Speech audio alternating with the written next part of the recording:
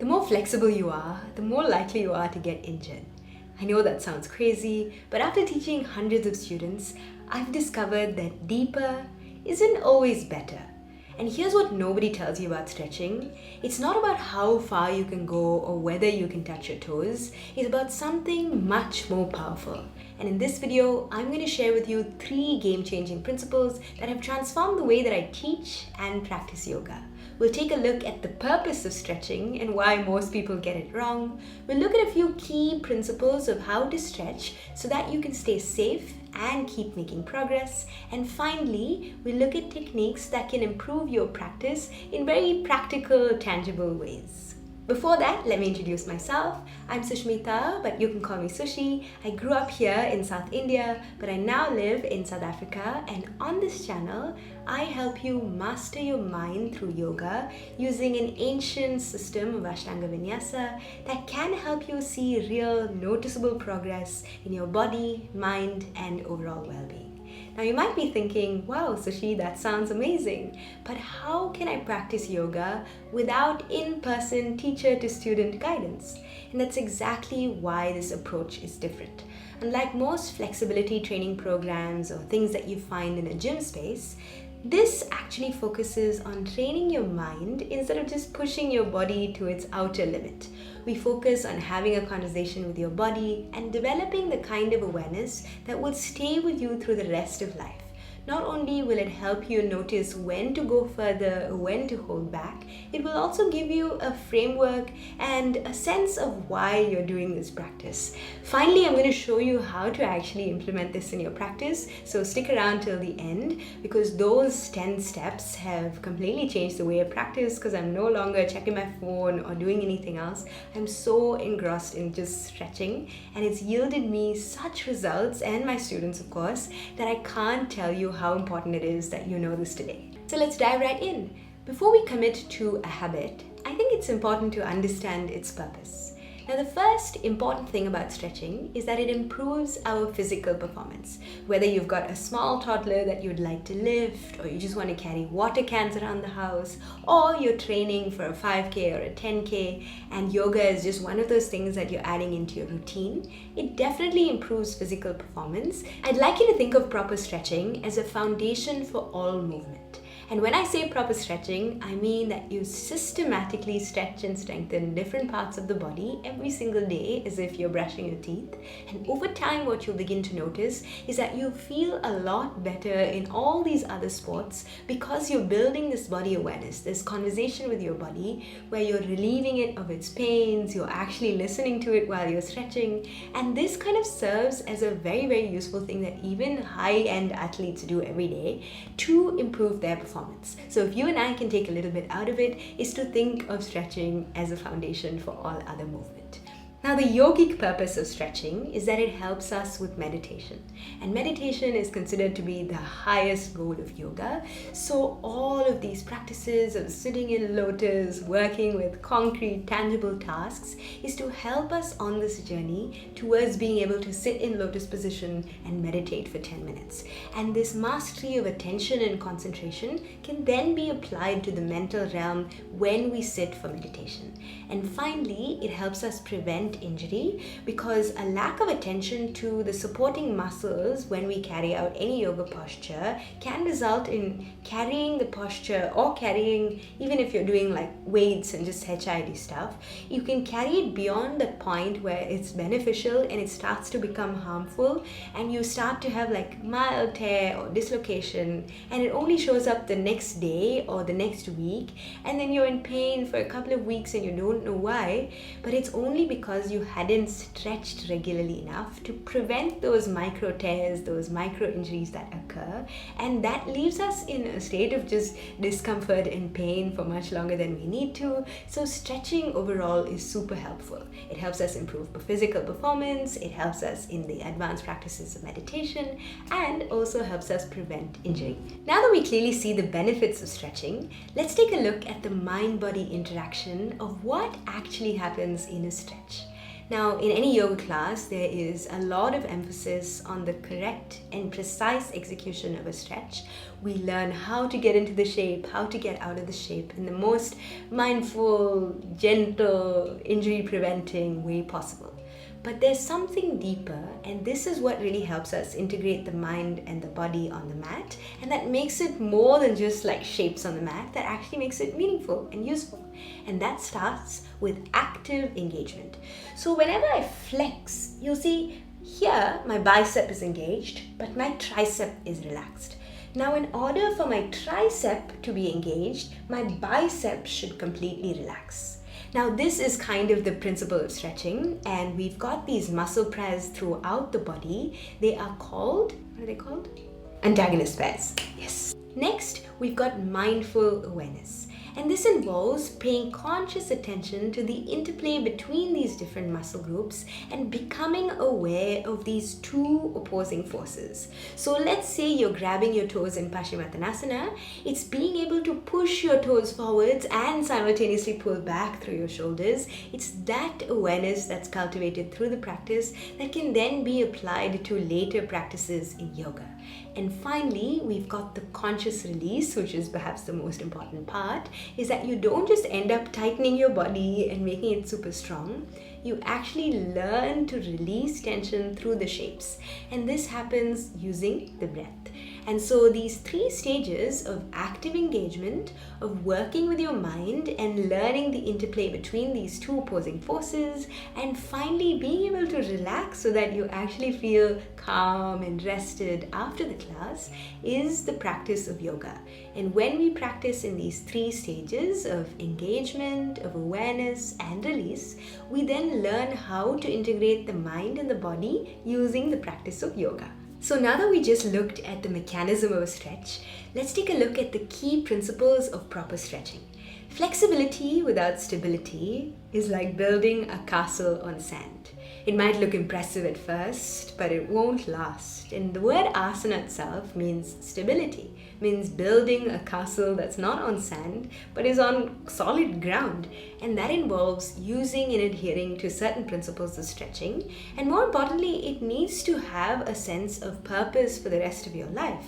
So not only is it just a dry theory of three principles, it's also just using this kind of like framework so that you actually build a kind of flexibility that lasts you a lifetime, that gives you flexibility in a way that matters most. Maybe that means squatting down and picking up your child, or reaching for something really high.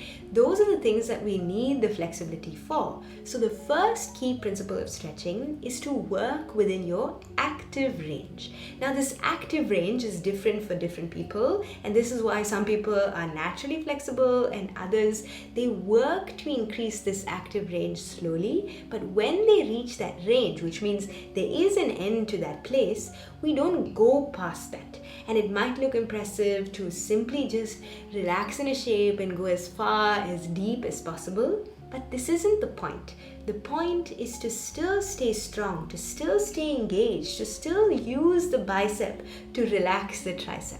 And if we don't have that sense of awareness of these antagonist pairs, and we're just going to the limit, we won't realize it, but the next day, the next week, we'll start to feel pain in our body, discomfort when we're practicing, and it might throw us off for longer than we need. The next key principle of stretching is the edge principle. And in every stretch, I like to call this the edge of the stretch, meaning you should feel a good stretch, but you shouldn't feel pain in any posture. And at the edge of the stretch, there is this one point where it still feels like, this is so nice. And then it suddenly becomes like this, I don't want to be here moment. So between this, this is so nice, and the, I don't want to be here moment, there lies this sweet spot. And this sweet spot is staying within your edge. Now, wherever your edge is, it will move depending on the day, depending on where you are in your cycle if you're a woman, or just how you're feeling in your body. So to respect that edge and to always stay cognizant of where you feel good and where it feels like pain, where you can stay in a stretch and you can still call it sensations instead of pain. And that labeling is really important, because then you'll notice whether you're pushing yourself too far or you're still staying comfortable and you're still feeling good in the shape. And Sthira Sukham Asanam just means that you're enjoying the stretch. And then we've got the breath bridge. And this just means that you're always breathing smoothly and evenly in a shape. Think about it. When you're in a deep back bend, you'll notice your body just naturally holds and tenses up and doesn't want to breathe in. But when you hold your breath during performing an asana, you add tension to the layer of tension that already exists from putting your mind through an uncomfortable position. So you're actually sending a signal to your body to resist, to tense up, to hold up. So when we begin to breathe smoothly and evenly, we send the signal to our brain to just relax and to ease into the shape. So those are the 3 key principles. The first is to use the stretches to build strength, to stay in the active range and to never become passive and relaxed in a stretch. Next is to work with the edge principle and to stay within that aha moment and the oh moment. And finally, it's to always watch if you're able to breathe smoothly and evenly in a shape. The truth is, knowing these principles is just the beginning. If we don't learn how to apply them to the practice, then the transformation is hardly complete. So in this section, I'm going to teach you the techniques that you can use to actually apply this to your practice and learn to listen to your body's wisdom so you know where to push and where not to push, and you know exactly what you need to give your body in any given moment. And it starts off with just a simple body scan. When we scan through our body, we identify the area of tension. So let's say you've got some pain in your shoulder, you just kind of globally you realize, okay, there is a bit of tension there. Now we move into a stretch, into a shape. Maybe that means just opening up our shoulders, lifting our arms up when we do our Surya Namaskar. And as we move into the posture, we only go so far as to feel a good stretch, but not pain. And if we notice we're feeling pain, then we've gone too far. So still being able to label it as sensations, we then focus our attention here. As soon as the mind confronts discomfort or pain, you'll notice that it begins to wander, anything but staying in the present moment. And in these moments, what we've got to do is just stay with the program. Let it gently go wherever it needs to go, but slowly and carefully we guide it back to that same point. And then we use the tool of the breath. We focus the breath and we start to give it some power. We make it smooth and steady and even, because this is the tool that we'll use. This is your surgical scalpel that we're going to use to almost spotlight and locate exactly where that body part is paining.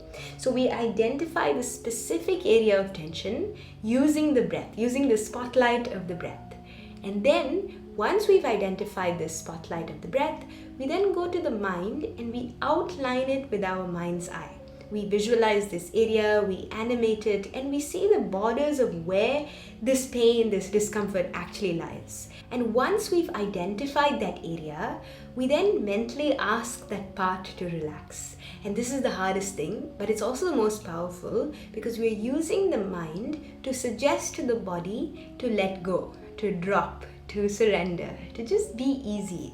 And then we return our awareness to the breath.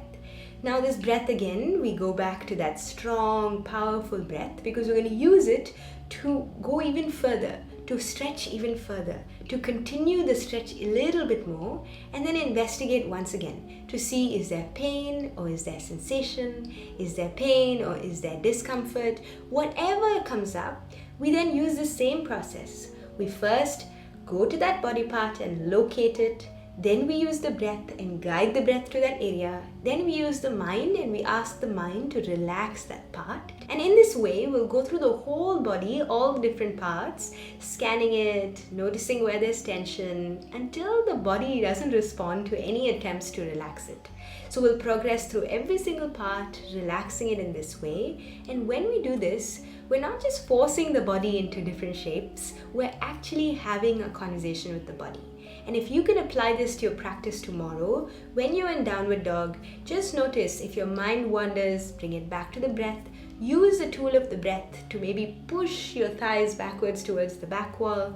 direct that part to relax, and then see what happens. Go through the whole body systematically in each shape, and when you have this conversation with your body, your mind can't go to the next thing. Your mind doesn't want to check its phone. It just wants to stay involved in the task that you've given it. And when you give it these high level, very subtle tasks to perform, but it's tangible, it's physical, it's easy, you then start to train your concentration, and you'll notice whatever task you take up during the rest of the day, you've not just stretched your body entirely, you've also strengthened your mind. So you're using your mind to direct and control your muscles. And this approach is radically different from what's being taught in gyms and mobility classes worldwide. But I believe that because the subtle always controls the gross, it is a more powerful way to practice. We've covered a lot of ground today, but I just want to say, after teaching hundreds of students, I realized that it's not so much about achieving that difficult pose.